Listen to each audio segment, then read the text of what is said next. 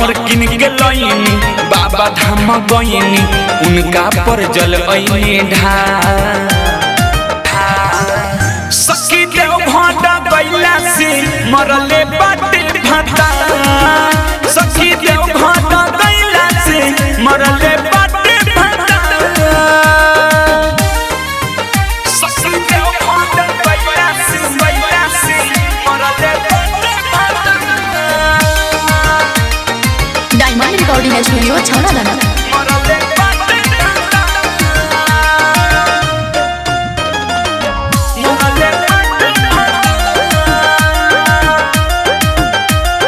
पूजा हर नाम से भोला जी के नाम से मतलब ना रखेला होला अष्टजाम या जपेल सीताराम जहाँ तई को ना ताकेला।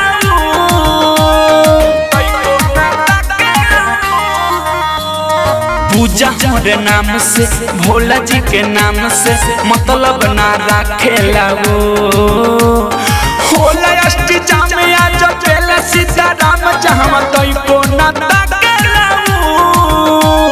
घूम जाला मत सखी समझे गलत हम त निकली ना डरे दुआ। सखी देव भाटा गइला से मरले बाटे भाटा। सखी देव भाटा गइला से मरले बाटे भाटा। मरले बाटे भाटा।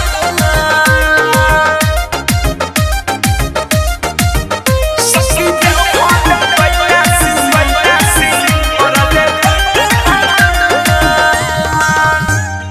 फूटल करम बा हिंदू धर्म बा करिले ना पूजा पाठ। छोड़े ना पाइले धर्म निभाइले बरमा लगा दिहले गान। बरमा लगा दिहले गान। फूटल करम बा हिंदू धर्म बा करिले ना पूजा पाठ। छोड़े ना पाइले धर्म निभाइले बरमा लगा दिहले गान। अज जन देशव पति परमेश्वर अशोक के मानी बार बार। सखी देव भाटा गइला से मरले बाटे भाटा। सखी देव भाटा गइला से मरले बाटे भाटा। एको कहल पिया हमरो ना मान रोपनी को दे पिया गइले बनारस। कांवर किन के लईनी बाबा धाम गईनी उनका पर जल अइने ढार। सखी देव भाटा गइला से मरले बाटे भाटा। सखी देव भाटा गइला से मरले बाटे भाटा।